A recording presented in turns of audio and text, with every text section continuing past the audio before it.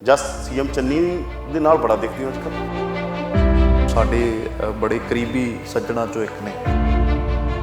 ਪਰ ਕਰੀਬੀ ਤਾਂ ਬੜੇ ਨੇ ਉਹਨਾਂ ਦੇ, ਵਾਇਰਲ ਤੁਸੀਂ ਹੋ ਰਹੇ ਹੋ। ਐਂ ਲੱਗਦਾ ਗਾ ਕਿ ਜਿਵੇਂ ਸੀਐਮ ਚੰਨੀ ਤੇ ਜਸ ਬਾਜਵਾ ਸੇਮ ਪੇਜ ਤੇ ਨੇ। ਪਹਿਲਾਂ ਵੀ ਤਾਂ ਸੀਐਮ ਰਹੇ ਨਾ, ਹੁਣ ਤਾਂ ਐਂ ਲੱਗਦਾ ਜਿਵੇਂ ਜਸ ਬਾਜਵਾ ਚੰਨੀ ਦਾ ਕੱਟੜ ਫੈਨ।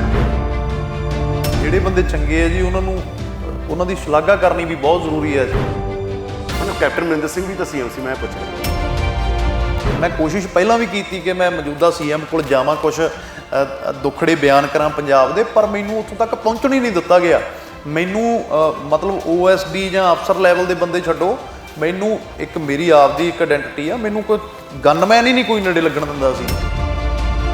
ਲੋਕਾਂ ਨੂੰ ਐਂ ਲੱਗਦਾ ਕਿ ਸਮਰਾਲੇ ਇੱਕ ਵੱਡੀ ਰੈਲੀ ਹੋਏਗੀ, ਸੀਐਮ ਚੰਨੀ ਨਾਲ ਹੋਣਗੇ ਤੇ ਜਸ ਬਾਜਵਾ ਦਾ ਹੱਥ ਫੜਾ ਕਰਕੇ ਕਹਿ ਜਾਓਗੇ ਸਮਰਾਲੇ ਦੇ ਕਾਂਗਰਸ ਦੇ ਕੈਂਡੀਡੇਟ ਨੇ ਨਾ। ਪਰ ਤੁਸੀਂ ਇਹ ਕਹਿੰਦੇ ਹੁੰਦੇ ਸੀ ਕਿ ਐਡਾ ਮਾੜਾ ਰਾਜਨੀਤੀ ਠੀਕ ਕਰਨ ਲਈ ਜੇ ਚੰਗੇ ਲੋਕ ਆ ਜਾਣ ਤਾਂ ਕੋਈ ਮਾੜੀ ਗੱਲ ਨਹੀਂ। ਮੈਂ ਹੁਣ ਵੀ ਇਹੀ ਗੱਲ ਕਹਿ ਰਿਹਾ, ਬਟ ਮੈਂ ਇਹ ਗੱਲ ਕਹਿ ਰਿਹਾ ਸੀ ਕਿ ਮੇਰਾ ਹਾਲੇ ਤੱਕ ਕੋਈ ਇਰਾਦਾ ਨਹੀਂ, ਹਾਲੇ ਤੱਕ ਨਹੀਂ, ਮਤਲਬ ਹੋ ਸਕਦਾ ਮੈਂ ਰਾਜਨੀਤੀ ਤੋਂ ਕਦੇ ਵੀ ਨਹੀਂ ਭੱਜਿਆ।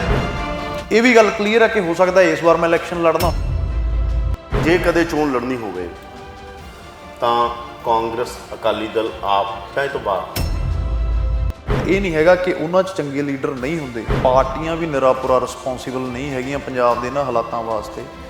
ਪੰਜਾਬ ਦੇ ਇਹਨਾਂ ਹਾਲਾਤਾਂ ਵਾਸਤੇ ਕਿਤੇ ਨਾ ਕਿਤੇ ਅਸੀਂ ਆਪ ਵੀ ਜ਼ਿੰਮੇਵਾਰ ਹਾਂ, ਲੋਕ ਵੀ ਜ਼ਿੰਮੇਵਾਰ ਹਾਂ। ਸਾਡੇ ਤਾਂ ਇਦਾਂ ਵੀ ਹੈਗਾ ਕਿ ਹਲਕੇ 'ਚ ਕੰਮ ਇੱਕ ਵੀ ਨਹੀਂ ਹੋਇਆ ਤੇ ਬੰਦੇ 5 ਵਾਰੀ ਜਿੱਤੇ ਹੋਏ ਆ।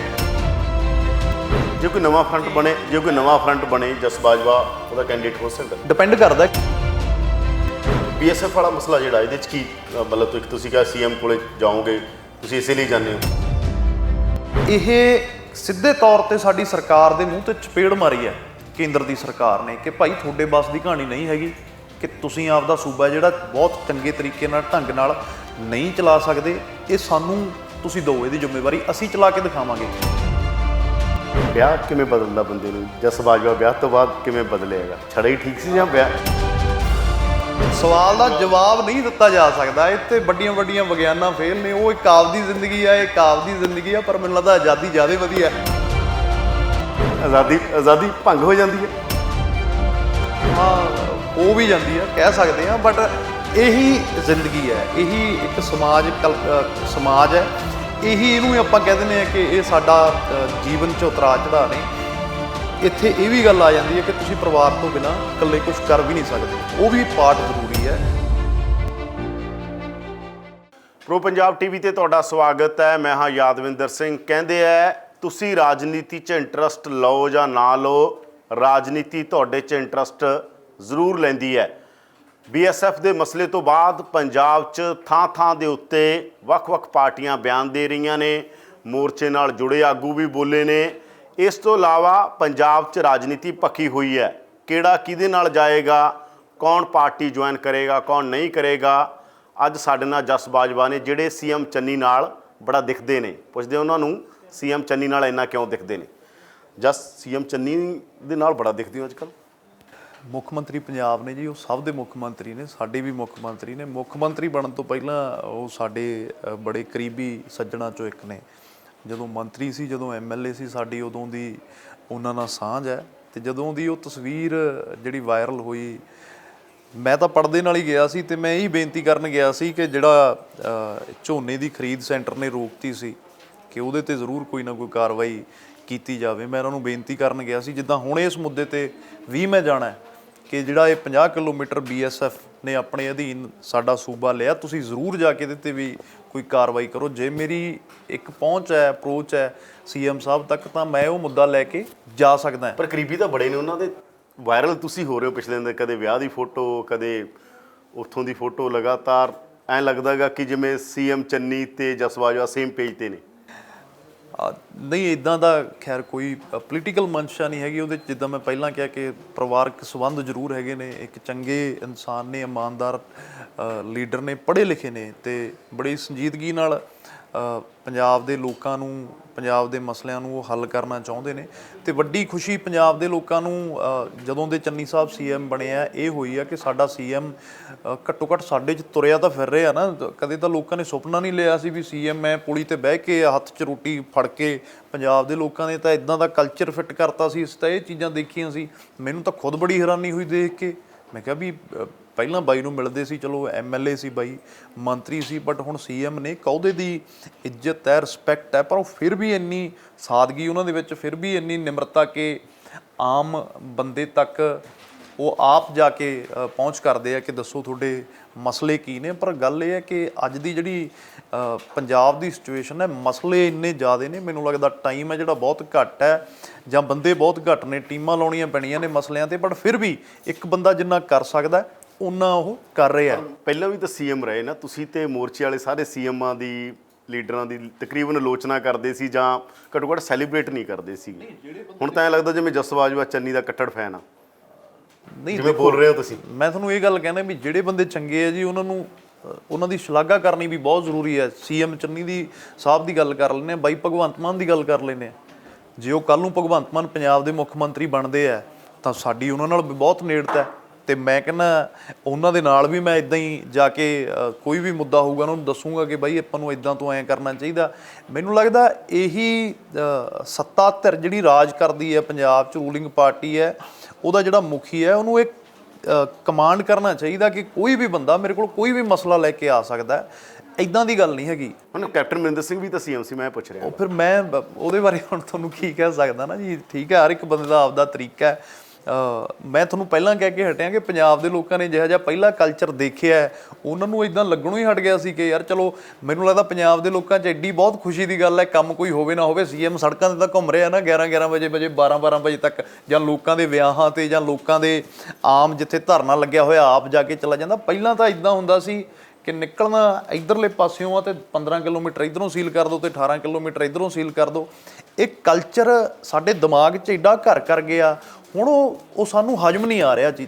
ਪਹਿਲਾਂ ਵੀ ਮੈਂ ਤੁਹਾਨੂੰ ਜੇ ਮੈਂ ਇਹ ਗੱਲ ਕਹਾਂ ਕਿ ਮੈਂ ਪਹਿਲਾਂ ਕੋਸ਼ਿਸ਼ ਨਹੀਂ ਕੀਤੀ, ਮੈਂ ਕੋਸ਼ਿਸ਼ ਪਹਿਲਾਂ ਵੀ ਕੀਤੀ ਕਿ ਮੈਂ ਮੌਜੂਦਾ ਸੀਐਮ ਕੋਲ ਜਾਵਾਂ, ਕੁਛ ਦੁੱਖੜੇ ਬਿਆਨ ਕਰਾਂ ਪੰਜਾਬ ਦੇ, ਪਰ ਮੈਨੂੰ ਉੱਥੋਂ ਤੱਕ ਪਹੁੰਚਣ ਹੀ ਨਹੀਂ ਦਿੱਤਾ ਗਿਆ। ਮੈਨੂੰ ਮਤਲਬ OSD ਜਾਂ ਅਫਸਰ ਲੈਵਲ ਦੇ ਬੰਦੇ ਛੱਡੋ, ਮੈਨੂੰ ਇੱਕ ਮੇਰੀ ਆਪਦੀ ਇੱਕ ਆਇਡੈਂਟੀਟੀ ਆ, ਮੈਨੂੰ ਕੋਈ ਗਨਮੈਨ ਹੀ ਨਹੀਂ ਕੋਈ ਨੇੜੇ ਲੱਗਣ ਦਿੰਦਾ ਸੀ। ਤਾਂ ਹੁਣ ਤਾਂ ਸਾਡੇ ਲਈ ਇਹ ਬੜੀ ਖੁਸ਼ਕਿਸਮਤੀ ਦੀ ਗੱਲ ਹੈ ਕਿ ਸਾਡਾ ਜਿਹੜਾ ਸੀਐਮ ਹੈ ਉਹ ਆਪ ਹਾਕ ਮਾਰ ਕੇ ਬੁਲਾ ਲੈਂਦਾ, ਇਕੱਲੇ ਮੈਨੂੰ ਨਹੀਂ। ਲੋਕਾਂ ਨੂੰ ਐਂ ਲੱਗਦਾ ਕਿ ਸਮਰਾਲੇ ਇੱਕ ਵੱਡੀ ਰੈਲੀ ਹੋਏਗੀ, ਹਾਂਜੀ, ਸੀਐਮ ਚੰਨੀ ਨਾਲ ਹੋਣਗੇ ਤੇ ਜਸ ਬਾਜਵਾ ਦਾ ਹੱਥ ਫੜਾ ਕਰਕੇ ਕਹਿ ਜਾਓਗੇ ਸਮਰਾਲੇ ਦੇ ਕਾਂਗਰਸ ਦੇ ਕੈਂਡੀਡੇਟ ਨੇ। ਤੇ ਜਿਹੜੇ ਸਮਰਾਲੇ ਦੇ ਮੌਜੂਦਾ ਕੈਂਡੀਡੇਟ ਨੇ 5 ਵਾਰ ਦੇ MLA ਨੇ, ਉਹਨਾਂ ਦਾ ਕੀ ਹੋਏਗਾ ਜੀ? ਤੇ ਉਹ ਬਹੁਤ ਵੱਡਾ ਪਰਿਵਾਰ ਹੈ, ਉਹਨਾਂ ਨਾਲ ਵੀ ਆਪਣਾ ਬਹੁਤ ਪਿਆਰ ਹੈ। ਦੇਖੋ, ਰਾਜਨੀਤੀ ਦੇ ਤੌਰ ਤੇ ਤਾਂ ਮੈਂ ਪਹਿਲਾਂ ਵੀ ਆਪਣੀ ਗੱਲ ਹੋਈ ਸੀ ਬੈਕ ਐਂਡ ਦੇ ਕੈਮਰੇ ਕਿ ਮੇਰਾ ਪਰ ਤੁਸੀਂ ਇਹ ਕਹਿੰਦੇ ਹੁੰਦੇ ਸੀ ਕਿ ਐਡਾ ਮਾੜਾ ਰਾਜਨੀਤੀ ਠੀਕ ਕਰਨ ਲਈ ਜੇ ਚੰਗੇ ਲੋਕ ਆ ਜਾਣ ਤਾਂ ਕੋਈ ਮਾੜੀ ਗੱਲ ਨਹੀਂ। ਮੈਂ ਹੁਣ ਵੀ ਇਹੀ ਗੱਲ ਕਹਿ ਰਿਹਾ, ਬਟ ਮੈਂ ਇਹ ਗੱਲ ਕਹਿ ਰਿਹਾ ਸੀ ਕਿ ਮੇਰਾ ਹਾਲੇ ਤੱਕ ਕੋਈ ਇਰਾਦਾ ਨਹੀਂ, ਬਟ ਇਹ ਨਹੀਂ ਹੈਗਾ ਹਾਲੇ ਤੱਕ ਨਹੀਂ, ਮਤਲਬ ਹੋ ਸਕਦਾ। ਹਾਂ, ਹੋ ਸਕਦਾ ਚੋਣਾਂ ਦੇ ਨੇੜੇ ਜਾ ਕੇ ਹਾਂ, ਇਦਾਂ ਕਹਿ ਸਕਦੇ ਹੋ, ਚੋਣਾਂ ਦੇ ਨੇੜੇ ਜਾ ਕੇ ਹੋ ਸਕਦਾ, ਇਸ ਵਾਰ ਹੋ ਸਕਦਾ, ਇਦੋਂ ਅਗਲੀ ਵਾਰ ਹੋ ਸਕਦਾ, ਉਦੋਂ ਅਗਲੀ ਵਾਰ ਹੋ ਸਕਦਾ, 2024 ਚ ਹੋ ਸਕਦਾ।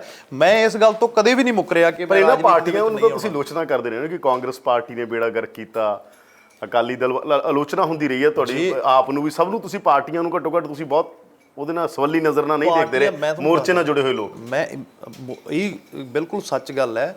ਪਾਰਟੀਆਂ ਜੇ ਆਪਦਾ ਫਰਜ਼ ਸਮਝ ਕੇ ਕੰਮ ਕਰਦੀਆਂ ਤਾਂ ਅੱਜ ਪੰਜਾਬ ਦੀ ਇਹ ਦੁਰਦਸ਼ਾ ਨਾ ਆਉਂਦੀ, ਅੱਜ ਸਾਡਾ 650 ਕਿਸਾਨ ਸ਼ਹੀਦ ਨਾ ਹੁੰਦਾ ਜੇ ਇਹਨਾਂ ਨੇ ਮੋਰਚਾ ਇਹ ਸਾਂਭਿਆ ਹੁੰਦਾ। ਹੁਣ ਇੱਕ ਸਟਰਕਚਰ ਚੇਂਜ ਹੋਇਆ, ਨਵੇਂ ਬੰਦੇ ਆਏ ਆ, ਮੈਨੂੰ ਪਤਾ, ਚਲੋ ਪਾਰਟੀਆਂ ਉਹੀ ਨੇ, ਉਹਨਾਂ ਦੀਆਂ ਨੀਤੀਆਂ ਉਹੀ ਨੇ। ਜੇ ਮੈਂ ਬਿਲਕੁਲ ਸੱਚ ਬੋਲਾਂ ਤਾਂ ਇਹ ਕਿੰਨਾ ਕੁ ਕੰਮ ਕਰਨਗੇ ਇਹ ਸਾਨੂੰ ਵੀ ਪਤਾ ਹੈ, ਬਟ ਉਹ ਕੋਸ਼ਿਸ਼ ਕਰ ਰਹੇ ਆ। ਅਸੀਂ ਉਹਨਾਂ ਦੀ ਕੋਸ਼ਿਸ਼ ਦੀ ਸ਼ਲਾਘਾ ਕਰਦੇ ਹਾਂ ਕਿ ਹਾਂ ਯਾਰ, ਇੱਕ VIPism, ਇੱਕ ਕਲਚਰ ਕਿ 50 100 ਗਨਮੈਨ ਕੋਈ ਨੇੜੇ ਨਹੀਂ ਲੱਗਣ ਦੇਣਾ।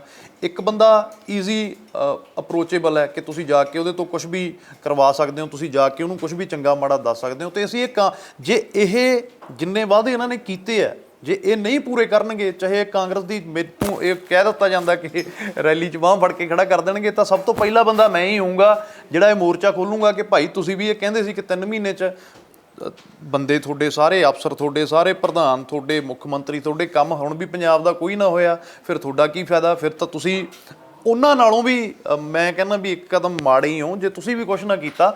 ਤਾਂ ਬਟ ਹਲੇ ਜਿਹੜੇ ਇਹ 2 ਮਹੀਨਿਆਂ ਦਾ ਟਾਈਮ ਸੀਐਮ ਸਾਹਿਬ ਪੰਜਾਬ ਦੇ ਲੋਕ ਦੇਖ ਰਹੇ ਆ ਕਿ ਸਾਨੂੰ ਦੋ ਅਸੀਂ ਕਰਕੇ ਦਿਖਾਵਾਂਗੇ, ਜੇ ਨਾ ਕੀਤਾ ਤਾਂ ਅਸੀਂ ਕਿਸੇ ਪਾਰਟੀ ਵਿਸ਼ੇਸ਼ ਦੇ ਹੱਕ 'ਚ ਨਹੀਂ ਹੈਗੇ। ਇਹ ਗੱਲ ਬਿਲਕੁਲ ਕਨਫਰਮ ਹੈ। ਮੈਂ ਕੋਈ ਕਾਂਗਰਸ ਦੀ ਨੁਮਾਇੰਦਗੀ ਨਹੀਂ ਕਰਨੀ, ਮੈਂ ਕੋਈ ਟਿਕਟਾਂ ਨਹੀਂ ਲੈਣੀਆਂ, ਮੈਂ ਕਿਸੇ ਆਪ ਵਾਲਿਆਂ ਤੋਂ ਟਿਕਟਾਂ ਨਹੀਂ ਲੈਣੀਆਂ, ਮੈਂ ਕਿਸੇ ਅਕਾਲੀ ਦਲ ਤੋਂ ਟਿਕਟਾਂ ਨਹੀਂ ਲੈਣੀਆਂ।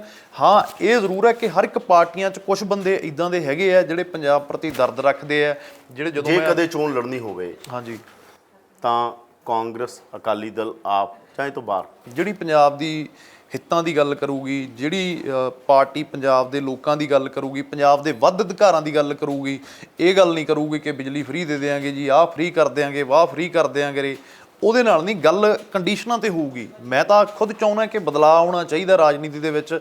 ਦੇਖੋ, ਜੇ ਰਵਾਇਤੀ ਪਾਰਟੀਆਂ ਨੇ ਕੁਝ ਸਵਾਰਨਾ ਹੁੰਦਾ ਪੰਜਾਬ ਦਾ ਤਾਂ ਅੱਜ ਇਹ ਦਿਨ ਹੀ ਨਾ ਆਉਂਦੇ। ਮੈਨੂੰ ਲੱਗਦਾ ਕਿ ਜੇ ਕੋਈ ਨਵਾਂ ਫਰੰਟ ਬਣੇ ਜਸ ਬਾਜਵਾ ਉਹਦਾ ਕੈਂਡੀਡੇਟ ਹੋ ਸਕਦਾ।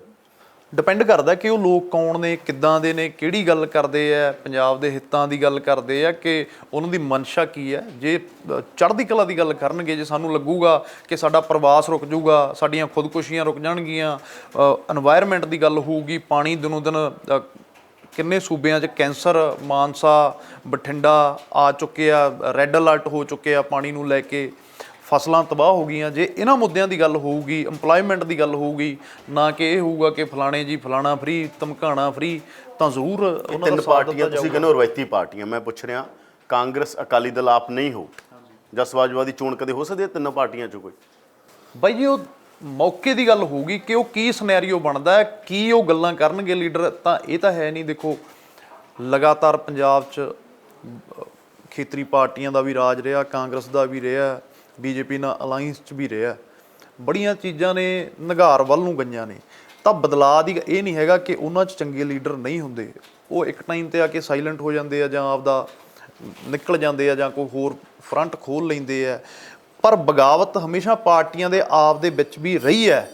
ਲੀਡਰਾਂ ਨੇ ਸਵਾਲ ਚੱਕੇ ਨੇ ਨੀਤੀਆਂ ਤੇ, ਜੇ ਉਹ ਚੰਗੀਆਂ ਨੇ ਤਾਂ ਉਹਦੀ ਸ਼ਲਾਘਾ ਕੀਤੀ ਹੈ, ਜੇ ਉਹ ਮਾੜੀਆਂ ਨੇ ਤਾਂ ਆਪਦੀ ਪਾਰਟੀ ਦੇ ਖਿਲਾਫ ਵੀ ਬਗਾਵਤਾਂ ਹੋਈਆਂ ਨੇ। ਜੇ ਕੁਝ ਇੱਦਾਂ ਦੇ ਲੋਕਾਂ ਦਾ ਕਦੇ ਲੱਗਿਆ ਸਾਨੂੰ ਕਿ ਹਾਂ ਇਹ ਪੰਜਾਬ ਦੇ ਹਿੱਤਾਂ ਦੀ ਗੱਲ ਹੋ ਰਹੀ ਹੈ ਇੱਥੇ, ਤਾਂ ਬਿਲਕੁਲ ਉਹਦਾ ਸਾਥ ਦੇਵਾਂਗੇ। ਇਲੈਕਸ਼ਨ ਲੜੀਏ ਵੀ ਨਾ। ਆਪਾਂ ਰਵਾਇਤੀ ਪਾਰਟੀਆਂ ਦੀ ਆਲੋਚਨਾ ਕਰਦੇ ਹਾਂ, ਕੀ ਸਕੋਪ ਹੈ ਰਵਾਇਤੀ ਪਾਰਟੀਆਂ ਜਿਹੜਾ ਤੁਸੀਂ ਭਾਲ ਰਹੇ ਹੋਗੇ, ਲੱਭ ਰਹੇ ਹੋਗੇ ਕਿ ਜੇ ਉਹ ਐ ਹੋ ਜਾਂਦੀਆਂ ਨੇ, ਜੇ ਨਹੀਂ ਉਹ ਹੈਗੀਆਂ ਨੇ ਜਿਵੇਂ ਤੁਸੀਂ? ਅਸਲ 'ਚ ਮੈਂ ਇੱਥੇ ਐਂ ਤਾਂ ਹੈ ਨਹੀਂ ਕਿ ਪ੍ਰਿੰਸੀਪਲ ਹੁੰਦਾ ਨਾ ਕਿਸੇ ਚੀਜ਼ ਦਾ, ਜੇ ਪ੍ਰਿੰਸੀਪਲ ਹੀ ਤੁਸੀਂ ਸਹਿਮਤ ਨਹੀਂ ਕਿਸੇ ਗੱਲ ਨਾਲ। ਮੈਂ ਇਹਦੇ 'ਚ ਦੋ ਚੀਜ਼ਾਂ ਨੇ ਜੀ। ਇੱਕ ਤਾਂ ਥੋੜ੍ਹਾ ਜਿਹਾ ਨਾ ਜੀ, ਪਾਰਟੀਆਂ ਵੀ ਨਿਰਾਪੁਰਾ ਰਿਸਪੌਂਸੀਬਲ ਨਹੀਂ ਹੈਗੀਆਂ ਪੰਜਾਬ ਦੇ ਇਹਨਾਂ ਹਾਲਾਤਾਂ ਵਾਸਤੇ। ਪੰਜਾਬ ਦੇ ਇਹਨਾਂ ਹਾਲਾਤਾਂ ਵਾਸਤੇ ਕਿਤੇ ਨਾ ਕਿਤੇ ਅਸੀਂ ਆਪ ਵੀ ਜ਼ਿੰਮੇਵਾਰ ਹਾਂ, ਲੋਕ ਵੀ ਜ਼ਿੰਮੇਵਾਰ ਹਾਂ। ਅਸੀਂ ਜਦੋਂ ਅੱਖਾਂ 'ਤੇ ਪੱਟੀ ਬੰਨ੍ਹ ਕੇ ਨੁਮਾਇੰਦੇ ਨੂੰ ਚੁਣਾਂਗੇ, ਜਾਂ ਅਸੀਂ ਆਪਦੇ ਪਰਸਨਲ ਕੰਮਾਂ ਤੱਕ, ਅਸਲੇ ਦੇ ਲਾਇਸੈਂਸਾਂ ਤੱਕ, ਜਾਂ ਫੋਨਾਂ ਤੱਕ, ਥਾਣੇ 'ਚ ਬੰਦੇ ਛਡਾਉਣ ਤੱਕ ਸੀਮਤ ਰਹਿ ਜਾਾਂਗੇ, ਫਿਰ ਅੱਗੇ ਵਾਲਾ ਬੰਦਾ ਵੀ ਵਿਕਾਸ ਨਹੀਂ ਕਰੂਗਾ। ਪਾਰਟੀ ਚਾਹੇ ਕੋਈ ਵੀ ਹੋਵੇ, ਲਾਲਚ ਆ ਜਿਹੜਾ ਜ਼ਿੰਦਗੀ 'ਚ ਕਿਸੇ ਨੇ ਵੀ ਨਹੀਂ ਤਿਆਗਿਆ। ਕੋਈ ਉਹਦੇ ਚਾਹੇ ਚੌਥਾ ਫਰੰਟ ਆ ਜਾਏ, ਚਾਹੇ ਪੰਜਵਾਂ ਫਰੰਟ ਆ ਜਾਏ, ਜਦੋਂ ਤੱਕ ਲੋਕ ਉਹਦੇ 'ਤੇ ਪ੍ਰੈਸ਼ਰ ਨਹੀਂ ਪੈਣਗੇ। ਹੁਣ ਅਸੀਂ ਮੋਰਚੇ ਦੀ ਗੱਲ ਕਰਦੇ ਹਾਂ ਕਿ ਆਗੂ ਉੱਥੋਂ ਭਾਈ ਅੱਗਿਓਂ ਕੋਈ ਸਮਝੌਤਾ ਕਰਕੇ ਆ ਨਹੀਂ ਸਕਦੇ, ਲੋਕ ਉਹਨਾਂ ਨੂੰ ਹਰਿਆਣਾ ਨਹੀਂ ਟੱਪਣ ਦੇਣਗੇ। ਤੇ ਇਹ ਡਰ ਜਦੋਂ ਸਾਡੀਆਂ ਚੁਣੀਆਂ ਹੋਈਆਂ ਸਰਕਾਰਾਂ ਨੇ, ਇਹਨਾਂ ਦੇ ਉੱਤੇ ਕਿਉਂ ਨਹੀਂ? ਸਾਡਾ ਲੋਕਲ ਐਮਐਲਏ ਇੱਦਾਂ ਕਿਉਂ ਨਹੀਂ ਸੋਚਦਾ ਵੀ ਭਾਈ ਜੇ 4 ਪ੍ਰੋਜੈਕਟ ਮੈਂ ਆਪਣੇ ਹਲਕੇ 'ਚ ਨਾ ਲੈ ਕੇ ਗਿਆ, ਨਾ ਡਿਵੈਲਪਮੈਂਟ ਕੀਤੀ, ਤੇ ਗਾਂਹ ਨੂੰ ਮੈਨੂੰ ਵੋਟਾਂ ਨਹੀਂ ਪਾਉਣੀਆਂ। ਸਾਡੇ ਤਾਂ ਇੱਦਾਂ ਵੀ ਹੈਗਾ ਕਿ ਹਲਕੇ 'ਚ ਕੰਮ ਇੱਕ ਵੀ ਨਹੀਂ ਹੋਇਆ ਤੇ ਬੰਦੇ 5 ਵਾਰੀ ਜਿੱਤੇ ਹੋਏ ਆ। ਤਾਂ ਕਿਤੇ ਨਾ ਕਿਤੇ ਲੋਕਾਂ ਨੂੰ ਵੀ ਅਵੇਅਰ ਹੋਣਾ ਪਊਗਾ, ਸਵਾਲ ਕਰਨੇ ਪੈਣਗੇ। ਇਸ ਅੰਦੋਲਨ ਨੇ ਬਹੁਤ ਜ਼ਿਆਦਾ ਫਰਕ ਪਾਇਆ ਕਿ ਲੋਕਾਂ ਨੂੰ ਅਵੇਅਰ ਕੀਤਾ। ਹਾਂ, ਪੰਜਾਬ ਦੇ ਹਿੱਤਾਂ ਲਈ ਮੈਂ ਰਾਜਨੀਤੀ ਤੋਂ ਕਦੇ ਵੀ ਨਹੀਂ ਭੱਜਿਆ। ਇਹ ਵੀ ਗੱਲ ਕਲੀਅਰ ਹੈ ਕਿ ਹੋ ਸਕਦਾ ਇਸ ਵਾਰ ਮੈਂ ਇਲੈਕਸ਼ਨ ਲੜਨਾ, ਹੋ ਸਕਦਾ ਅਗਲੀ ਵਾਰ ਲੜਨਾ।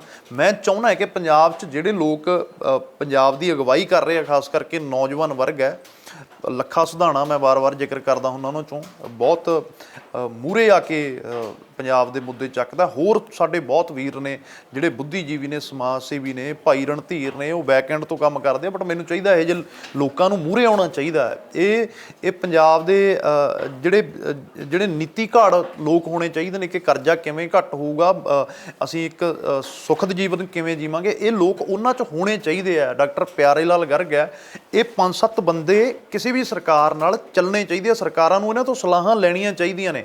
ਅਸੀਂ ਕੋਈ ਹੋਰ ਰਾਜਨੀਤੀ ਕਰਨ ਲਈ ਨਹੀਂ ਆਵਾਂਗੇ ਕਿ ਕਿਸੇ ਪਾਰਟੀ ਦੇ ਨਾਲ ਜੁੜ ਗਏ ਤੇ ਉਹਦੇ ਗੁਣਗਾਨ ਚੱਲੀ ਜਾਣਗੇ। ਨਹੀਂ, ਇਦਾਂ ਨਹੀਂ ਹੋਊਗਾ ਕਦੇ ਵੀ। ਜੇ ਕੰਮ ਨਹੀਂ ਹੋ ਰਹੇ ਤਾਂ ਸਵਾਲ ਚੱਕਣਾ, ਕਿਉਂਕਿ ਸਾਡੀ ਜਿਹੜਾ ਸਾਡਾ ਜਨਮ ਹੈ ਉਹ ਅੰਦੋਲਨ ਦੇ ਵਿੱਚੋਂ ਹੋਇਆ, ਨਹੀਂ ਤਾਂ ਇਦੋਂ ਪਹਿਲਾਂ ਤਾਂ ਸਾਡਾ ਰਾਜਨੀਤੀ ਨਾਲ ਕੋਈ ਵਾਸਤਾ ਨਹੀਂ ਸੀ। ਹੁਣ ਤਾਂ ਮੈਨੂੰ ਤਾਂ ਲੀਡਰ ਦੇਖ ਕੇ ਕਹਿਣ ਲੱਗ ਜਾਂਦੇ ਆ, ਯਾਰ ਹੁਣ ਤਾਂ ਤੂੰ ਯਾਰ ਮਾੜਾ ਮੋਟਾ ਤਾਂ ਲਿਹਾਜ਼ ਕਰ ਲਿਆ ਕਰ। ਮੈਂ ਕਿਹਾ ਬਾਈ ਜੀ ਵੀ ਜਦੋਂ ਪੰਜਾਬ ਬਾਰੇ ਪੜ੍ਹਦੇ ਆ, ਜਦੋਂ ਦੇਖਦੇ ਆ ਕਿ ਅੱਜ ਹਰ ਇੱਕ ਬੱਚਾ ਇੱਕ ਆਪਦੀ ਜਿਹਦੇ ਕੋਲ 2 ਬਿੱਗੇ ਵੀ ਜ਼ਮੀਨ ਹੈ ਉਹ ਵੀ ਆੜ੍ਹਤੀਏ ਕੋਲ ਧਰ ਕੇ ਬਾਹਰ ਜਾਣ ਨੂੰ ਤਿਆਰ ਹੈ, ਤੇ ਫਿਰ ਕੱਲ ਨੂੰ ਰਹੂਗਾ ਕੀ ਇੱਥੇ? ਜੇ ਤੁਸੀਂ ਨਹੀਂ ਬੋਲੋਗੇ ਤਾਂ ਫਿਰ ਮਜਬੂਰਨ ਸਾਨੂੰ ਤਾਂ ਬੋਲਣਾ ਪਊਗਾ ਨਾ। ਚੰਗੀ ਰਾਜਨੀਤੀ ਲਈ ਨੌਜਵਾਨੀ ਨੂੰ ਅੱਗੇ ਆਉਣਾ ਬਹੁਤ ਜ਼ਰੂਰੀ ਹੈ, ਇੱਕ ਫਾਰਮੈਟ ਬਣਨਾ ਚਾਹੀਦਾ ਜੀ। BSF ਵਾਲਾ ਮਸਲਾ ਜਿਹੜਾ ਇਹਦੇ 'ਚ ਕੀ ਮਤਲਬ ਇੱਕ ਤੁਸੀਂ ਕਿਹਾ CM ਕੋਲੇ ਜਾਓਗੇ, ਤੁਸੀਂ ਇਸੇ ਲਈ ਜਾਂਦੇ ਹੋ ਜੀ, CM ਕੋਲੇ ਜਾ ਕੇ ਗੱਲਾਂ ਕਰਦੇ ਹੋ, ਤੁਸੀਂ ਕਹਿੰਦੇ CM ਤੋਂ ਕੋਈ ਪਰਸਨਲ ਕੰਮ ਨਹੀਂ ਕਰਾਉਂਦੇ, ਪੋਲੀਟੀਕਲ ਕੰਮਾਂ ਲਈ ਜਾਂਦੇ ਹੋ, ਭਾਈ ਪੰਜਾਬ ਦੇ ਆ ਮਸਲੇ ਨੇ। ਮੈਂ ਆਲਰੇਡੀ ਉਹਨਾਂ ਨੂੰ ਫੋਨ ਕਰਤਾ ਜਿਵੇਂ ਇਹ ਤੇ ਕਰਤਾ, ਤੇ ਇਹ ਤੁਸੀਂ ਕੀ ਸੋਚ ਰਹੇ ਹੋ ਇਹਦੇ ਤੇ? ਮਤਲਬ ਕਿਸਾਨ ਮੋਰਚੇ ਨੂੰ ਵੀ ਕੁਝ ਕਰਨਾ ਚਾਹੀਦਾ, ਤੁਹਾਨੂੰ ਵੀ ਸਾਰਿਆਂ ਨੂੰ ਰਲ ਕੇ ਕਰਨਾ ਚਾਹੀਦਾ? ਸਭ ਨੂੰ ਕਰਨਾ ਚਾਹੀਦਾ। ਇੱਕ ਮੈਂ ਸਵੇਰੇ ਵੀਡੀਓ ਪੋਸਟ ਕਰਨ ਲੱਗਿਆ ਸੀ ਆਪਦੇ ਪੇਜ ਤੇ, ਬਟ ਫਿਰ ਆਪਣੀ ਗੱਲ ਹੋ ਗਈ। ਮੈਨੂੰ ਇਹ ਹੈ ਕਿ ਆਪਣੇ ਪ੍ਰੋ ਪੰਜਾਬ ਤੋਂ ਇੱਕ ਅਦਾਰਾ ਬਹੁਤ ਵੱਡਾ, ਦੇਸ਼ਾਂ ਵਿਦੇਸ਼ਾਂ ਵਿੱਚ ਬਹੁਤ ਲੋਕ ਤੁਹਾਡੀ ਗੱਲ ਨੂੰ ਬਹੁਤ ਗੰਭੀਰਤਾ ਨਾਲ ਲੈਂਦੇ ਆ ਕਿ ਉੱਥੇ ਜਾ ਕੇ ਰੱਖੀ ਜਾਵੇ, ਤਾਂ ਕਰਕੇ ਮੈਂ ਖੁਦ ਆਇਆ ਕਿ ਆਪਾਂ ਇਹਦੇ ਤੇ ਡਿਸਕਸ ਜ਼ਰੂਰ ਕਰੀਏ। ਇਹ ਜਿਹੜਾ 50 kilometre BSF border security force ਦੇ ਅੰਡਰ ਕਰ ਦਿੱਤਾ ਗਿਆ, ਪਹਿਲਾਂ 15 ਕਿਲੋਮੀਟਰ ਸੀ, 3 ਸੂਬਿਆਂ ਦਾ, ਬੰਗਾਲ ਦਾ, ਆਸਾਮ ਦਾ ਤੇ ਪੰਜਾਬ ਦਾ, ਜਿਹੜਾ ਵਧਾਤਾ ਗੁਜਰਾਤ ਦਾ ਘੱਟ ਕਰਤਾ। ਤਾਂ ਇਹ ਸਿੱਧੇ ਤੌਰ ਤੇ ਸਾਡੀ ਸਰਕਾਰ ਦੇ ਮੂੰਹ ਤੇ ਚਪੇੜ ਮਾਰੀ ਹੈ ਕੇਂਦਰ ਦੀ ਸਰਕਾਰ ਨੇ ਕਿ ਭਾਈ ਤੁਹਾਡੇ ਬਸ ਦੀ ਕਹਾਣੀ ਨਹੀਂ ਹੈਗੀ, ਕਿ ਤੁਸੀਂ ਆਪਦਾ ਸੂਬਾ ਜਿਹੜਾ ਬਹੁਤ ਚੰਗੇ ਤਰੀਕੇ ਨਾਲ ਢੰਗ ਨਾਲ ਨਹੀਂ ਚਲਾ ਸਕਦੇ, ਇਹ ਸਾਨੂੰ ਤੁਸੀਂ ਦਿਓ ਇਹਦੀ ਜ਼ਿੰਮੇਵਾਰੀ, ਅਸੀਂ ਚਲਾ ਕੇ ਦਿਖਾਵਾਂਗੇ। ਹੁਣ ਮੈਂ ਇਹ ਪੁੱਛਣਾ ਚਾਹੁੰਦਾ ਕਿ ਪਹਿਲਾਂ 15 ਕਿਲੋਮੀਟਰ ਦੇ ਵਿੱਚ ਤੁਸੀਂ ਕਹਿੰਦੇ ਹੋ ਡਰੋਨ ਆਉਂਦੇ ਆ, ਟੀਫਨ ਬੰਬ ਆਉਂਦੇ ਆ, ਹਥਿਆਰ ਆਉਂਦੇ ਆ, ਨਸ਼ਾ ਆਉਂਦਾ, ਫਿਰ ਜਦੋਂ 15 ਕਿਲੋਮੀਟਰ ਦੀ ਸੀਮਾ ਦੇ ਵਿੱਚ ਨਹੀਂ ਰੁਕੇ ਤਾਂ ਫਿਰ ਉਹ 50 ਕਿਲੋਮੀਟਰ ਦੇ ਵਿੱਚ ਕਿਵੇਂ ਰੁਕ ਜਾਣਗੇ? ਜ਼ਿਆਦਾਤਰ ਬਾਰਡਰ ਏਰੀਏ ਦੇ ਨੇੜੇ ਤੇੜੇ ਜਿਹੜੇ ਲੋਕ ਨੇ ਉਹ ਖੇਤੀਬਾੜੀ ਨਾਲ ਸੰਬੰਧਿਤ ਨੇ, ਤਾਰਾਂ ਤੋਂ ਪਾਰ ਵੀ ਖੇਤੀ ਕਰਨ ਜਾਂਦੇ ਆ। ਮੈਂ ਗਿਆ ਉੱਥੇ ਜਾਇਜ਼ਾ ਲਿਆ, ਮੈਂ ਬਹੁਤ ਵਾਰੀ ਉੱਥੇ ਅਟਾਰੀ ਬਾਰਡਰ ਤੁਹਾਡਾ ਇਲਾਕਾ ਵੀ ਮਿਲਦਾ ਮਾਝੇ? ਨਹੀਂ, ਮੇਰਾ ਮਾਝਾ ਵੈਸੇ ਪਹਿਲਾਂ ਨਹੀਂ, ਮੈਂ ਉੱਦਾਂ ਗਿਆ ਨਹੀਂ। ਪਰਿਵਾਰ ਮੇਰਾ ਮਾਝੇ ਨਾਲ, ਮੇਰੇ ਸਹੁਰੇ ਆ ਮਾਝੇ 'ਚ, ਮੈਂ ਵਿਆਹਿਆ ਹਾਂਜੀ ਗੁਰਦਾਸਪੁਰ, ਬਟ ਉੱਧਰ ਮੇਰੇ ਦੋਸਤ ਬਹੁਤ ਨੇ। ਤਾਂ ਜ਼ਿਆਦਾਤਰ ਲੋਕ ਨੇ ਜੀ ਬਹੁਤ ਸਿੱਧੇ ਸਾਦੇ ਲੋਕ ਨੇ। ਜਦੋਂ ਤੁਸੀਂ BSF ਨੂੰ ਉੱਥੇ ਲਾ ਦੋਗੇ, ਦੇਖੋ ਉਹਨਾਂ 'ਚ ਕੋਈ ਪੰਜਾਬੀ ਮੁੰਡਾ ਨਹੀਂ ਹੋਊਗਾ। ਪਹਿਲੀ ਗੱਲ ਹੈ ਬੋਲੀ ਦੀ ਬਹੁਤ, ਤੇ ਫਿਰ ਜਿਹੜਾ ਐਮਰਜੈਂਸੀ ਦਾ ਦੌਰ ਰਿਹਾ, ਮੈਂ ਅੱਜ ਆਪਣੇ ਬਜ਼ੁਰਗਾਂ ਨਾਲ ਗੱਲ ਕਰ ਰਿਹਾ ਸੀ ਕਿ ਜਦੋਂ ਐਮਰਜੈਂਸੀ ਲੱਗੀ ਹੋਈ ਸੀ ਪੰਜਾਬ 'ਚ, ਉਦੋਂ ਕਿਹੋ ਜਿਹਾ ਮਾਹੌਲ ਸੀ? ਤਾਂ ਉਦੋਂ ਬਹੁਤ ਖਤਰਨਾਕ ਤੇ ਬਹੁਤ ਡਰਾਉਣਾ ਮਾਹੌਲ ਸੀ। ਵਿਕਾਸ ਪੱਖੋਂ ਤਾਂ ਛੱਡੋ, ਲੋਕਾਂ ਦੀ ਜ਼ਿੰਦਗੀ ਬਹੁਤ ਮੁੱਠੀ 'ਚ ਆਈ ਰਹਿੰਦੀ ਸੀ ਕਿ ਪਤਾ ਨਹੀਂ ਘੜੀ ਨੂੰ ਕੀ ਹੋ ਜਾਣਾ ਇੱਥੇ। ਤਾਂ ਇੱਕ ਫੌਜ ਦੇ ਅਧੀਨ ਆਪਣਾ ਜੀਵਨ ਸਰਵਾਈਵ ਕਰਨਾ, ਕਿਤੇ ਵੀ ਜਾ ਕੇ ਕਿਸੇ ਦੇ ਘਰ 'ਚ ਵੜ ਕੇ ਤੁਸੀਂ ਚੱਕ ਕੇ ਕੋਈ ਵੀ ਧਾਰਾ ਲਾ ਕੇ ਕਿਸੇ ਨੂੰ ਅੰਦਰ ਠੋਕ ਦਿਓ, ਕੋਈ ਸੁਣਵਾਈ ਹੈ ਨਹੀਂ, ਕੋਈ DC ਨਹੀਂ, ਕੋਈ ਡਿਪਟੀ ਨਹੀਂ, ਕੋਈ MLA ਦੀ ਸੁਣਵਾਈ ਹੈ ਨਹੀਂ, ਸਿੱਧਾ ਸੈਂਟਰ ਸਰਕਾਰ ਕਾਰਵਾਈ ਕਰੂਗੀ। ਲੋਕਾਂ ਲਈ ਬਹੁਤ ਕਠਿਨ ਹੈ। ਦੂਜੀ ਗੱਲ ਇਹ ਹੈ ਕਿ ਪੰਜਾਬੀ ਬੰਦੇ ਨਹੀਂ ਹੋਣਗੇ, ਜ਼ਬਾਨ ਦੀ ਬੋਲੀ ਦੀ ਬੜੀ ਪ੍ਰੋਬਲਮ ਆਊਗੀ, ਉਹ ਕੋਈ ਵੀ ਰਵੱਈਆ ਕਰ ਸਕਦੇ ਆ। ਇਹ ਬਹੁਤ ਨਿੰਦਣਯੋਗ ਗੱਲ ਹੈ। ਸਰਕਾਰ ਨੂੰ 2 ਦਿਨ ਹੋ ਗਏ ਅੱਜ, ਸਰਕਾਰ ਦੀ ਠੀਕ ਹੈ ਟਵੀਟਰਾਂ ਤੇ ਨਹੀਂ ਇਹ ਜੰਗਾਂ ਲੜੀਆਂ ਜਾ ਸਕਦੀਆਂ ਕਿ ਕਿਸੇ ਚੈਨਲ ਨੂੰ ਇੰਟਰਵਿਊ ਦਿੱਤੀ ਤੇ ਟਵੀਟ ਕਰਤਾ, ਕਿਸੇ ਨੇ ਕਹਿਤਾ ਵੀ ਇਹ ਬਹੁਤ ਮਾੜੀ ਗੱਲ ਹੈ। ਫਿਰ ਅੱਗੇ ਮਾੜੀ ਗੱਲ ਤਾਂ ਸਾਰੇ ਪੰਜਾਬ ਨੂੰ ਪਤਾ ਲੱਗ ਗਿਆ ਨਾ ਹੋਊਗੀ। ਤੁਸੀਂ ਕੀ ਕਰ ਰਹੇ ਹੋ? ਪੰਜਾਬ ਦੇ ਹਿੱਤਾਂ ਲਈ ਸਰਕਾਰਾਂ ਤੋਂ ਉੱਤੇ ਉੱਠ ਕੇ ਇਹ ਮੁੱਦਾ ਪੰਜਾਬ ਦਾ। ਜਦੋਂ ਕਿਸਾਨੀ ਸੰਘਰਸ਼ ਚੱਲਿਆ ਸੀ ਉਦੋਂ ਵੀ ਅਸੀਂ ਇਹ ਬੇਨਤੀ ਕੀਤੀ ਸੀ ਕਿ ਆਪਦੇ ਕੇਡਰ ਨੂੰ ਕਹੋ ਭਾਈ ਝੰਡੇ ਛੱਡ ਕੇ ਦਿੱਲੀ ਦੀਆਂ ਸਰਹੱਦਾਂ ਵੱਲ ਨੂੰ ਵਧੋ। ਅੱਜ ਵੀ ਇਹੀ ਬੇਨਤੀ ਕਰਦਾ ਕਿ ਪਾਰਟੀਬਾਜ਼ੀਆਂ ਛੱਡੋ, ਆਪਦੇ ਬੰਦਿਆਂ ਨੂੰ ਕਹੋ ਕਿ ਜਿੰਨੇ 117 MLA ਕਿੰਨੇ ਹੋ ਗਏ ਇਹ ਪੰਜਾਬ 'ਚ ਜਿੰਨੀਆਂ ਪਾਰਟੀਆਂ ਨੇ, 400-500 ਬੰਦਾ ਆਪਦੇ ਜ਼ਿਲ੍ਹੇ ਦਾ ਕੇਡਰ ਲੈ ਕੇ ਸੰਸਦ ਨੂੰ ਘੇਰੋ। ਜਦੋਂ ਤੱਕ ਇਹ ਵਾਪਸ ਸੀਮਾ 15 ਕਿਲੋਮੀਟਰ ਤੇ ਨਹੀਂ ਆਉਂਦੀ ਉਦੋਂ ਤੱਕ ਤੁਸੀਂ ਵਾਪਸ ਨਾ ਆਓ, ਉੱਥੇ ਬੈਠੇ ਰਹੋ। ਮਾਣਯੋਗ ਮੁੱਖ ਮੰਤਰੀ ਸਾਹਿਬ ਨੂੰ ਵੀ ਬੇਨਤੀ ਕਰੂੰਗਾ ਕਿ ਜਾ ਕੇ ਅਮਿਤ ਸ਼ਾਹ ਸਾਹਿਬ ਨੂੰ ਮਿਲੋ ਤੇ ਉਹਨਾਂ ਨੂੰ ਕਹੋ ਕਿ ਪੰਜਾਬ 'ਚ ਅਮਨ ਸ਼ਾਂਤੀ ਬਰਕਰਾਰ ਹੈ, ਪੰਜਾਬ 'ਚ ਹਰ ਇੱਕ ਤਰ੍ਹਾਂ ਦੇ ਜਾਤਾਂ ਮਜ਼ਹਬਾਂ ਦੇ ਲੋਕ ਰਹਿੰਦੇ ਆ, ਆਪਸੀ ਭਾਈਚਾਰਾ ਬਹੁਤ ਹੈ। ਜੇ ਤੁਸੀਂ ਇਹ ਹਵਾਲਾ ਦਿੰਦੇ ਹੋ ਕਿ ਡਰੱਗ ਆ ਰਹੀ ਹੈ ਜੀ, ਤਾਂ ਤੁਸੀਂ ਫਿਰ ਇੱਕ ਦੋਹਰਾ ਮਾਪਦੰਡ ਕਰ ਰਹੇ ਹੋ ਕਿ ਜਦੋਂ ਅਡਾਨੀ ਦੀ ਪੋਰਟ ਤੋਂ ਟੰਨਾਂ ਦੇ ਹਿਸਾਬ 'ਚ ਖੇਪ ਇਤਿਹਾਸਕ ਜਿਹਨੂੰ ਕਹਿ ਦਈਏ ਕਿ ਇੱਕ ਵਰਲਡ ਲੈਵਲ ਦੀ ਨਿਊਜ਼ ਬਣਨੀ ਚਾਹੀਦੀ ਹੈ ਕਿ ਇੰਨੀ ਹੀਰੋਇਨ ਇਕੱਠੀ ਮਿਲਦੀ ਹੈ। ਜਦੋਂ ਤੁਹਾਡਾ ਕੋਈ ਚੈਨਲ ਉਹਨੂੰ ਨਹੀਂ ਦਿਖਾਉਂਦਾ, ਤੁਹਾਡੀ ਕੋਈ ਉਹਦੇ 'ਤੇ ਕਾਰਵਾਈ ਨਹੀਂ ਹੁੰਦੀ, ਕੋਈ ਸੁਣਵਾਈ ਨਹੀਂ ਹੁੰਦੀ, ਫਿਰ ਤੁਸੀਂ ਕੀ ਕਹਿ ਸਕਦੇ ਹੋ ਕਿ ਇਹ ਕੀ ਅਮਰੀਕਨ ਡਰੋਨ ਨੇ? ਇੱਕ ਪ੍ਰੋਪੋਗੰਡਾ ਬਣਾਇਆ ਕਿ 50 ਕਿਲੋਮੀਟਰ ਡਰੋਨ ਜਿਹੜੇ ਲੋਕ ਰਹਿ ਰਹੇ ਆ, ਕਦੇ ਨਹੀਂ ਅੱਜ ਤੱਕ ਕਿਸੇ ਨੂੰ ਦਿਖਿਆ ਉੱਤੇ ਡਰੋਨ ਉੱਡਦਾ, ਕਦੇ ਨਹੀਂ ਕਿਸੇ ਨੇ ਦੇਖਿਆ ਕਿ ਹਥਿਆਰ ਆ ਰਹੇ ਆ। ਇਹ ਸਿਰਫ BJP ਜਿਹਨੂੰ ਕਹਿ ਦਈਏ ਕਿ ਸਿੱਧੇ ਤੌਰ ਤੇ ਤਾਂ ਐਮਰਜੈਂਸੀ 50 ਕਿਲੋਮੀਟਰ ਦੇ ਵਿੱਚ ਉਹਨਾਂ ਨੇ ਲਾਈ ਦਿੱਤੀ, ਹੋ ਸਕਦਾ ਇਹਨੂੰ ਹੋਰ ਵੀ ਵਧਾ ਦੇਣ। ਤਾਂ ਸਰਕਾਰ ਜਿਹੜੀ ਰੂਲਿੰਗ ਪਾਰਟੀ ਹੈ ਉਹਨੂੰ ਇਹ ਐਕਸ਼ਨ ਲੈਣਾ ਚਾਹੀਦਾ। ਇਹ ਹਵਾਲੇ ਬਿਲਕੁਲ ਝੂਠੇ ਨੇ। ਸਾਡੀ ਪੁਲਿਸ ਦੇ ਮੂੰਹ ਤੇ ਚਪੇੜ ਮਾਰੀ ਆ ਉਹਨਾਂ ਨੇ ਕਿ ਤੁਹਾਡੀ ਜਿਹੜੀ ਪੁਲਿਸ ਹੈ ਉਹ ਨਾਕਾਮਯਾਬ ਹੈ, ਇਹ 'ਚ ਕੋਈ ਕਾਬਲ ਬੰਦਾ ਨਹੀਂ, ਕੋਈ ਕਾਬਲ ਅਫਸਰ ਨਹੀਂ ਜਿਹੜਾ ਇਹਨਾਂ ਚੀਜ਼ਾਂ ਨੂੰ ਰੋਕ ਸਕੇ। ਇਹ ਆਰਮੀ ਕਦੋਂ ਮੋਰਚਾ ਸਾਂਭਦੀ ਹੈ? ਆਰਮੀ ਵੀ ਮੋਰਚਾ ਆਰਮੀ ਸਾਂਭਦੀ ਹੈ, BSF ਬਾਰਡਰਾਂ ਦੀ ਸਿਕਿਉਰਿਟੀ ਦੀ ਫੋਰਸ ਹੈ।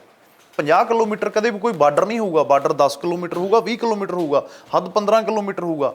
50 ਕਿਲੋਮੀਟਰ ਅੱਗੇ ਆ ਕੇ ਰਿਹਾਇਸ਼ੀ ਏਰੀਆ ਸ਼ੁਰੂ ਹੋ ਜਾਂਦਾ। ਜਿੱਥੋਂ ਰਿਹਾਇਸ਼ੀ ਏਰੀਆ ਸ਼ੁਰੂ ਹੋ ਜਾਂਦਾ ਉੱਥੋਂ ਹਲਕੇ ਸ਼ੁਰੂ ਹੋ ਜਾਂਦੇ ਨੇ ਲੋਕਲ MLAਆਂ ਦੇ। ਮੈਂ ਤਾਂ ਹੈਰਾਨ ਆ ਕਿ ਕੋਈ ਹਲਕੇ ਦਾ ਜਿਹੜੇ ਬਾਰਡਰ ਏਰੀਆ ਸਾਡੇ 6 ਜ਼ਿਲ੍ਹੇ ਪ੍ਰਭਾਵਿਤ ਕੀਤੇ ਆ, ਸਿੱਧੀ ਅੰਮ੍ਰਿਤਸਰ ਤੱਕ ਕਬਜ਼ੇ 'ਚ ਲੈ ਲਏ, ਫਜ਼ਲਕਾ, ਤਰਨਤਾਰਨ, ਫਿਰੋਜ਼ਪੁਰ, ਕੋਈ ਉੱਥੇ ਬੰਦਾ ਹੀ ਨਹੀਂ ਬੋਲ ਰਿਹਾ ਅੱਗੇ ਆ ਕੇ। ਤਾਂ ਇਹੀ ਗੱਲ ਮੈਂ ਮਾਣਯੋਗ ਮੁੱਖ ਮੰਤਰੀ ਸਾਹਿਬ ਨੂੰ ਕਹਿਣ ਜਾਊਂਗਾ ਕਿ ਤੁਸੀਂ ਜਾ ਕੇ ਜੀ ਉਹਨਾਂ ਨੂੰ ਮਿਲੋ ਤੇ ਉਹਨਾਂ ਨੂੰ ਕਹੋ ਵੀ ਇਹ ਜਿਹੜਾ ਤੁਸੀਂ ਸੀਮਾ ਤੈਅ ਕੀਤੀ ਹੈ ਇਹਨੂੰ ਘੱਟ ਕਰੋ। ਇਹ ਸਾਜ਼ਿਸ਼ਾਂ ਨੇ ਜਿਹੜੀਆਂ ਪੰਜਾਬ ਨੂੰ ਹਥਿਆਉਣ ਦੀ ਕੋਸ਼ਿਸ਼ BJP ਕਰ ਰਹੀ ਹੈ ਕਿ ਅਸੀਂ ਇੱਥੇ ਧਰਮਾਂ ਤੇ ਨਾਂ ਤੇ, ਜਾਤਾਂ ਦੇ ਨਾਂ ਤੇ ਇੱਥੇ ਪਾੜ ਪਾਈਏ। ਜਿੱਦਾਂ ਆਪਾਂ ਪਹਿਲਾਂ ਗੱਲ ਕਰਕੇ ਹਟੇ ਕਿ ਬੇਅਦਬੀ ਵਰਗੀਆਂ ਘਟਨਾਵਾਂ ਉੱਥੇ ਹੋਣਗੀਆਂ ਤਾਂ ਲੋਕਾਂ ਨੂੰ ਤਾਂ ਉੱਥੇ ਇਕੱਠਾ ਨਹੀਂ ਹੋਣ ਦਿੱਤਾ ਜਾਊਗਾ। ਤਾਂ ਕਿਤੇ ਨਾ ਕਿਤੇ ਪੰਜਾਬ ਦੇ ਹਿੱਤਾਂ ਲਈ, ਪੰਜਾਬ ਦੇ ਸਮਾਜਿਕ ਭਾਈਚਾਰੇ ਲਈ ਇਹ ਬਹੁਤ ਵੱਡੇ ਖਤਰੇ ਦੀ ਗੱਲ ਹੈ। ਸਰਕਾਰ ਨੂੰ ਇਹਦੇ ਤੇ ਕੁਇਕ ਐਕਸ਼ਨ ਲੈਣਾ ਚਾਹੀਦਾ। ਅੰਦੋਲਨ ਦੇ ਅੰਦਰ ਤੁਸੀਂ ਆਏ, ਅੰਦੋਲਨ ਤੋਂ ਪਹਿਲਾਂ ਵੀ ਇੱਕ ਜਸਬਾਜਵਾ ਸੀ, ਅੰਦੋਲਨ ਤੋਂ ਬਾਅਦ ਦਾ ਵੀ, ਆਪਣੇ ਆਪ ਨੂੰ ਤੁਸੀਂ ਬਦਲਿਆ ਕਿਵੇਂ ਦੇਖਦੇ ਹੋ? ਜਿਹੜੀਆਂ ਸਾਰੀਆਂ ਚੀਜ਼ਾਂ 'ਚ ਇੰਟਰਸਟ ਆ ਜ਼ਿਆਦਾ ਵੱਧ ਗਿਆ ਹਰ ਰਾਜਨੀਤਿਕ ਘਟਨਾ 'ਚ, ਜਾਂ ਪਹਿਲਾਂ ਵੀ ਇਹ ਇੰਟਰਸਟ ਹੁੰਦਾ ਇਹਦਾ? ਨਹੀਂ ਬਾਈ ਜੀ, ਮੁੱਦਿਆਂ ਤੇ ਜਿੱਦਾਂ ਤੁਹਾਡਾ ਪਿਛੋਕੜ ਹੁੰਦਾ, ਤੁਹਾਡਾ ਪਰਿਵਾਰ ਹੁੰਦਾ। ਮੇਰੇ ਨਾਨੀ ਜੀ ਦੀ ਉਮਰ ਤਕਰੀਬਨ 87-88 ਸਾਲ ਹੋ ਗਈ। ਮੈਨੂੰ ਮੇਰੇ ਨਾਨਕਿਆਂ ਨੇ ਪਾਲਿਆ ਤੇ ਅੱਜ ਵੀ ਉਹ ਜਦੋਂ ਤੱਕ ਪੂਰਾ ਅਖਬਾਰ ਪੜ੍ਹ ਨਹੀਂ ਲੈਂਦੇ ਉਦੋਂ ਤੱਕ ਉਹ ਉੱਠਦੇ ਨਹੀਂ ਹੈਗੇ। ਤਾਂ ਮੁੱਦਿਆਂ ਦੀ ਸਮਝ ਸਾਡੇ ਘਰ 'ਚ ਮੇਰੇ ਨਾਲੋਂ ਵੱਧ ਫੈਮਿਲੀ ਪੜ੍ਹੀ ਲਿਖੀ ਸੀ ਸਾਰੀ। ਅਖਬਾਰ ਆਉਂਦਾ ਸੀ, ਘਰ 'ਚ ਵਿਚਾਰ ਚਰਚਾ ਚੱਲਦੀ ਸੀ ਕਿ ਕਿਹੜੀ ਸਰਕਾਰ ਕੀ ਕਰ ਰਹੀ ਹੈ, ਕਿਹੜੀ ਨਹੀਂ ਕੀ ਕਰ ਰਹੀ। ਮੈਂ ਤੁਹਾਨੂੰ ਦੱਸੂਗਾ ਕਿ ਮੇਰੇ ਨਾਨੀ ਜੀ ਇੰਨਾ ਇੰਟਰਸਟ ਲੈਂਦੇ ਹਰ ਇੱਕ ਚੀਜ਼ 'ਚ, ਉਹਨਾਂ ਨੂੰ ਪਤਾ ਹੁੰਦਾ ਹੈ ਕਿ ਕੀ ਅੱਗੇ ਜਾ ਕੇ ਕਿਵੇਂ ਹੋਊਗਾ। ਸੋ ਉਹ ਚੀਜ਼ਾਂ ਹੌਲੀ ਹੌਲੀ ਜਦੋਂ ਸਮਾਜ 'ਚ ਵਿਚਰਦੇ ਹਾਂ, ਅਸੀਂ ਪਬਲਿਕ 'ਚ ਜਾਂਦੇ ਹਾਂ, ਲੋਕ ਸਾਨੂੰ ਪਿਆਰ ਕਰਦੇ ਆ। ਇਹਦਾ ਮਤਲਬ ਇਹ ਨਹੀਂ ਕਿ ਹਰ ਇੱਕ ਬੰਦਾ ਸਾਨੂੰ ਇਹੀ ਗੱਲ ਕਹਿੰਦਾ ਕਿ ਬਾਈ ਤੇਰਾ ਗੀਤ ਬੜਾ ਅੱਤ ਸੀ, ਤੇਰੀ ਫਿਲਮ ਬੜੀ ਅੱਤ ਸੀ, ਜਾਂ ਤੇਰਾ ਉਹ ਖਾੜਾ ਬਹੁਤ ਅੱਤ ਸੀ। ਕਈ ਲੋਕ ਇੱਦਾਂ ਦੇ ਵੀ ਆਉਂਦੇ ਆ, ਖਾਸ ਕਰਕੇ ਬਾਹਰਲੇ ਮੁਲਕਾਂ 'ਚ। ਇੱਥੇ ਵੀ ਬਹੁਤ ਨੇ ਜਿਹੜੇ ਕਹਿੰਦੇ ਆ ਕਿ ਯਾਰ 4 ਲੋਕ ਤੁਹਾਨੂੰ ਜਾਣਦੇ ਆ, ਤੁਸੀਂ ਕੋਈ ਚੰਗੀ ਗੱਲ ਵੀ ਕਰਿਆ ਕਰੋ ਜਿਹਦੇ ਨਾਲ ਸਮਾਜ ਨੂੰ ਸੇਧ ਮਿਲੇ ਤੇ ਸਮਾਜ 'ਚ ਬਦਲਾਅ ਆਵੇ, ਇੱਕ ਚੰਗੇ ਸਮਾਜ ਦੀ ਕਾਮਨਾ ਹੋਵੇ। ਤਾਂ ਉਹ ਜਦੋਂ ਅੰਦੋਲਨ ਤੋਂ ਬਾਅਦ ਇੱਧਰ ਆਏ ਆ, ਉੱਦਾਂ ਦੇ ਲੋਕਾਂ ਦੀ ਗਿਣਤੀ ਵੱਧ ਗਈ, ਅੱਤ ਸਿਰ ਵਾਲਿਆਂ ਦੀ ਘਟ ਗਈ। ਕਿਤੇ ਨਾ ਕਿਤੇ ਕਮਰਸ਼ੀਅਲ ਤੌਰ ਤੇ ਲੋਕਾਂ ਨੂੰ ਹੁਣ ਇਹ ਲੱਗਣ ਲੱਗ ਗਿਆ ਵੀ ਹੁਣ ਕੀ ਪਤਾ ਇਹ ਸਾਡੇ ਮਤਲਬ ਦੇ ਗਾਣੇ ਗਾਊਗਾ ਕਿ ਨਹੀਂ ਗਾਊਗਾ, ਇਹਨੇ ਅੱਗੇ ਕੀ ਕਰਨਾ ਕੀ ਨਹੀਂ ਕਰਨਾ। ਪਰ ਫਿਰ ਵੀ ਪੰਜਾਬ ਲਈ ਆਪਣਾ ਫਰਜ਼ ਸਮਝਦੇ ਹੋਏ ਅਸੀਂ ਵਚਨਬੱਧ ਹਾਂ ਕਿ ਹਰ ਇੱਕ ਮੁੱਦੇ ਤੇ, ਚਾਹੇ ਉਹਦਾ ਕੋਈ ਵੀ ਮੁੱਲ ਤਾਰਨਾ ਪੈ ਜਾਵੇ, ਚਾਹੇ ਉਹਦੇ ਲਈ ਕੋਈ ਵੀ ਕੁਰਬਾਨੀ ਕਰਨੀ ਪੈ ਜਾਵੇ, ਅਸੀਂ ਵਚਨਬੱਧ ਰਹਾਂਗੇ ਤੇ ਡਟ ਕੇ ਲੜਾਈ ਲੜਾਂਗੇ। ਚਾਹੇ ਉਹ ਅੰਦੋਲਨ ਹੋਵੇ, ਚਾਹੇ ਪੰਜਾਬ ਦਾ ਕੋਈ ਵੀ ਮੁੱਦਾ ਹੋਵੇ, ਡਟੇ ਰਹਾਂਗੇ ਜਦੋਂ ਤੱਕ ਕੋਈ ਮੁੱਦਾ ਕਿਸੇ ਮਸਲੇ ਤੇ ਨਹੀਂ ਪਹੁੰਚਦਾ। ਲਾਈਟ ਸਵਾਲ, ਵਿਆਹ ਕਿਵੇਂ ਬਦਲਦਾ ਬੰਦੇ ਨੂੰ? ਜਸਬਾਜਵਾ ਵਿਆਹ ਤੋਂ ਬਾਅਦ ਕਿਵੇਂ ਬਦਲਿਆਗਾ? ਛੜਾ ਹੀ ਠੀਕ ਸੀ ਜਾਂ ਤਾਂ ਪਹਿਲਾਂ ਤੁਸੀਂ ਦੱਸੋ। ਮੈਂ ਸਵਾਲ ਕਰ ਰਿਹਾ, ਜਦੋਂ ਮੈਨੂੰ ਸਵਾਲ ਤੁਹਾਨੂੰ ਕਰ ਰਿਹਾ ਮੈਂ, ਜੇ ਤੁਸੀਂ ਇਸ ਕੁਰਸੀ ਤੇ ਹੋ ਮੈਂ ਉੱਥੇ ਬਹਿ ਕੇ ਜਵਾਬ ਦੇ ਦੂੰ। ਵਿਆਹ ਦਾ ਜਿਹੜਾ ਐਕਸਪੀਰੀਅੰਸ ਹੈ ਨਾ ਜੀ, ਉਹ ਬੜਾ ਸੇਮ ਹੈ। ਅਸੀਂ ਕਿਤੇ ਗਏ ਸੀ ਤੇ ਮੇਰੇ ਨਾਲ ਇੱਧਰ ਇੱਕ ਸੱਜਣ ਬੈਠਾ, ਉਹ ਕੁਵਾਰਾ ਸੀ, ਉਹਦਾ ਵਿਆਹ ਹੋਣ ਵਾਲਾ ਸੀ। ਉਹਨੇ ਮੈਨੂੰ ਪੁੱਛਿਆ ਕਿ ਬਾਈ ਵੀ ਵਿਆਹ ਤੋਂ ਬਾਅਦ ਕੀ ਫਾਇਦੇ ਨੁਕਸਾਨ ਨੇ, ਜਿੱਦਾਂ ਤੁਸੀਂ ਪੁੱਛਿਆ। ਮੈਂ ਕਿਹਾ ਜਲਦੀ ਕਰਾ, ਵੀ ਐਤਕਿਉਂ ਕਰਾ ਲੈ ਨਾ। ਤੇ ਨਾਲ ਵਾਲਾ ਇੱਧਰ ਬੈਠਾ, ਉਹਦੇ ਵਿਆਹ ਨੂੰ 4 ਸਾਲ ਹੋਏ ਸੀ ਤੇ ਉਹ ਕਹਿੰਦਾ ਯਾਰ ਕਿੱਥੇ, ਜਦ ਤੱਕ ਬਚਾ ਹੈ ਤਾਂ ਉਦੋਂ ਤੱਕ ਬਚਾ ਹੀ ਰੱਖ, ਕਿਉਂ ਇਹ ਜੇਲ੍ਹ 'ਚ ਫਸਣਾ ਹੈ। ਸੋ ਇਹਦਾ ਕੋਈ ਜਵਾਬ ਦਾ ਜਵਾਬ ਨਹੀਂ ਦਿੱਤਾ ਜਾ ਸਕਦਾ। ਇੱਥੇ ਵੱਡੀਆਂ ਵਿਗਿਆਨਾਂ ਫੇਲ ਨੇ। ਉਹ ਇੱਕ ਆਪਦੀ ਜ਼ਿੰਦਗੀ ਆ, ਇੱਕ ਆਪਦੀ ਜ਼ਿੰਦਗੀ ਆ, ਪਰ ਮੈਨੂੰ ਲੱਗਦਾ ਆਜ਼ਾਦੀ ਜ਼ਿਆਦਾ ਵਧੀਆ। ਆਜ਼ਾਦੀ ਦੀ ਹੀ ਲੜਾਈ ਚੱਲਦੀ ਹੈ ਹਰ ਇੱਕ ਪਾਸੇ। ਲੋਕ ਜਦੋਂ ਤੱਕ ਆਜ਼ਾਦ ਹਵਾ 'ਚ ਘੁੰਮਦੇ ਆ ਤਾਂ ਵਧੀਆ ਰਹਿੰਦੇ ਆ, ਠੀਕ ਰਹਿੰਦੇ ਆ। ਆਜ਼ਾਦੀ ਭੰਗ ਹੋ ਜਾਂਦੀ ਹੈ। ਆਜ਼ਾਦੀ ਕਿਤੇ ਨਾ ਕਿਤੇ ਜਾ ਕੇ ਹੋ ਵੀ ਜਾਂਦੀ ਆ, ਕਹਿ ਸਕਦੇ ਹਾਂ। ਬਟ ਇਹੀ ਜ਼ਿੰਦਗੀ ਹੈ, ਇਹੀ ਇੱਕ ਸਮਾਜ ਹੈ, ਇਹਨੂੰ ਆਪਾਂ ਕਹਿ ਦਿੰਦੇ ਹਾਂ ਕਿ ਇਹ ਸਾਡਾ ਜੀਵਨ 'ਚ ਉਤਰਾਅ ਚੜ੍ਹਾਅ ਨੇ। ਇੱਥੇ ਇਹ ਵੀ ਗੱਲ ਆ ਜਾਂਦੀ ਹੈ ਕਿ ਤੁਸੀਂ ਪਰਿਵਾਰ ਤੋਂ ਬਿਨਾਂ ਇਕੱਲੇ ਕੁਝ ਕਰ ਵੀ ਨਹੀਂ ਸਕਦੇ। ਉਹ ਵੀ ਪਾਰਟ ਜ਼ਰੂਰੀ ਹੈ, ਇਹ ਵੀ ਪਾਰਟ ਜ਼ਰੂਰੀ ਹੈ। ਹੁਣ ਦੋ ਹੀ ਪੱਖ ਭਾਰੀ ਨੇ ਇੱਥੇ। ਨਾ ਮੈਂ ਇੱਧਰਲੇ ਪਾਸੇ ਤੁਹਾਡੀ ਕੁਰਸੀ ਤੇ ਆ ਸਕਦਾ, ਨਾ ਮੈਂ ਆਪਣੀ ਕੁਰਸੀ ਤੇ ਆ ਸਕਦਾ। ਤੁਹਾਡਾ ਤਜਰਬਾ ਮੇਰੇ ਨਾਲੋਂ ਵੱਧ ਹੋ ਗਿਆ, ਤੁਸੀਂ ਦੱਸ ਸਕਦੇ ਹੋ ਵੀ ਕਰਾਉਣਾ ਚਾਹੀਦਾ ਕਿ ਨਹੀਂ ਕਰਾਉਣਾ ਚਾਹੀਦਾ। ਨਹੀਂ ਮੈਂ ਤਾਂ ਪੁੱਛ ਰਿਹਾ, ਮੈਂ ਤਾਂ ਕਿ ਬਦਲਿਆ ਕਿ ਜਸ ਉਦੋਂ ਬਾਅਦ ਹੁੰਦਾ ਨਾ ਕਿ ਇੱਕ ਤੁਹਾਡੀ ਜੀਵਨ ਬਦਲਦਾ ਜੀ, ਤੁਹਾਡੀਆਂ ਜ਼ਿੰਮੇਵਾਰੀਆਂ ਵੱਧ ਜਾਂਦੀਆਂ ਨੇ, ਤੁਹਾਡੀਆਂ ਫੋਨ ਦੀਆਂ। ਜਿਵੇਂ ਰਾਜਨੀਤੀ 'ਚ ਇੰਟਰਸਟ ਆ ਜਾਂ ਚੀਜ਼ਾਂ, ਮੈਂ ਤਾਂ ਕਹਿੰਦਾ ਨਾ ਕਿ ਸਪੇਸ ਹੁੰਦਾ, ਉਹ ਸਪੇਸ ਘਟ ਜਾਂਦੇ ਹੈਗੇ। ਬਿਲਕੁਲ ਘਟ ਜਾਂਦੇ ਆ ਜਦੋਂ ਤੁਸੀਂ ਯਾਰਾਂ ਦੋਸਤਾਂ ਦੇ, ਰਾਜਨੀਤੀ ਦੇ ਸਪੇਸ, ਬਹੁਤ ਸਾਰੇ ਸਪੇਸ ਨੇ ਜਿਹੜੇ ਆਜ਼ਾਦ ਹੁੰਦੇ ਹੋ। ਪਰਿਵਾਰ ਨੂੰ ਫਿਕਰ ਹੋ ਜਾਂਦਾ ਹੈ ਕਿ ਯਾਰ ਇੰਨਾ ਬੇਬਾਕ ਹੋ ਕੇ ਬੋਲਣਾ ਕਿਸੇ ਲੀਡਰ ਦੇ ਖਿਲਾਫ। ਸਰਕਾਰਾਂ ਕੋਲੇ ਬਹੁਤ ਚੀਜ਼ਾਂ ਹੁੰਦੀਆਂ ਨੇ, ਕੁਛ ਉੱਦਾਂ ਦੀ ਗੱਲ ਨਾ ਹੋ ਜੇ। ਜਾਂ ਫਿਰ ਇਹ ਹੁੰਦਾ ਵੀ ਜਦੋਂ ਪਹਿਲਾਂ ਇਹ ਹੁੰਦਾ ਸੀ ਕਦੇ 4 ਵਜੇ ਆਓ, 3 ਵਜੇ ਆਓ, ਕੋਈ ਫਿਕਰ ਨਹੀਂ, 2 ਦਿਨ ਨਾ ਵੀ ਆਓ। ਹੁਣ ਉਹ ਚੀਜ਼ਾਂ ਹੋ ਜਾਂਦੀਆਂ ਨੇ ਕਿ ਇੱਕ ਪਿੱਛੇ ਪਰਿਵਾਰ ਹੈ, ਤੁਹਾਡੀ ਜ਼ਿੰਮੇਵਾਰੀ ਹੈ, ਤੁਹਾਡੇ ਲਈ ਲੜ ਲਾਇਆ ਉਹਨਾਂ ਦੀ ਵੀ ਜ਼ਿੰਮੇਵਾਰੀ ਤੁਸੀਂ ਦੇਖਣੀ ਹੈ, ਜਾਣਾ ਪੈਂਦਾ ਘਰੇ ਟਾਈਮ ਨਾਲ, ਇਹ ਜ਼ਿਆਦਾ ਜ਼ਰੂਰੀ। ਥੈਂਕ ਯੂ ਜਸ, ਬਹੁਤ ਮਿਹਰਬਾਨੀ ਜੀ। ਤਾਂ ਜਸ ਜਿਹੜੇ ਕਹਿ ਰਹੇ ਨੇ ਕਿ ਰਾਜਨੀਤੀ ਤੋਂ ਲੈ ਕੇ ਵਿਆਹ ਤੱਕ ਗੱਲ ਕੀਤੀ ਵੈਸੇ ਅਸੀਂ, ਉਹਨਾਂ ਨੇ ਕਿਹਾ ਕਿ ਰਾਜਨੀਤੀ ਉਹਨਾਂ ਲਈ ਅਛੂਤ ਨਹੀਂ ਹੈ। ਰਾਜਨੀਤੀ 'ਚ ਅਗਰ ਕੁਝ ਚੰਗਾ ਹੋ ਰਿਹਾ ਹੋਏਗਾ, ਅਗਰ ਰਾਜਨੀਤੀ ਦੇ ਜ਼ਰੀਏ ਸਮਾਜ ਬਦਲ ਰਿਹਾ ਹੋਏਗਾ, ਪੰਜਾਬ ਬਦਲ ਰਿਹਾ ਹੋਏਗਾ, ਤਾਂ ਮੈਂ ਜ਼ਰੂਰ ਇੰਟਰਸਟ ਲਵਾਂਗਾ। ਚੋਣ ਵੀ ਲੜ ਲਵਾਂਗਾ, 2022 'ਚ ਵੀ ਲੜ ਸਕਦਾ, ਅੱਗੇ ਵੀ ਲੜ ਸਕਦਾ, ਪਰ ਉਹ ਮੌਕੇ 'ਤੇ ਨਿਰਭਰ ਕਰਦਾ ਹੈ। ਔਰ ਉਹਨਾਂ ਦਾ ਕਹਿਣਾ ਕਿ ਉਹ BSF ਵਾਲੇ ਮਸਲੇ ਨੂੰ CM ਚੰਨੀ ਕੋਲ ਵੀ ਉਠਾਉਣਗੇ ਔਰ ਇਹਦੇ 'ਤੇ ਵੀ ਲੜਾਈ ਲੜਨਗੇ।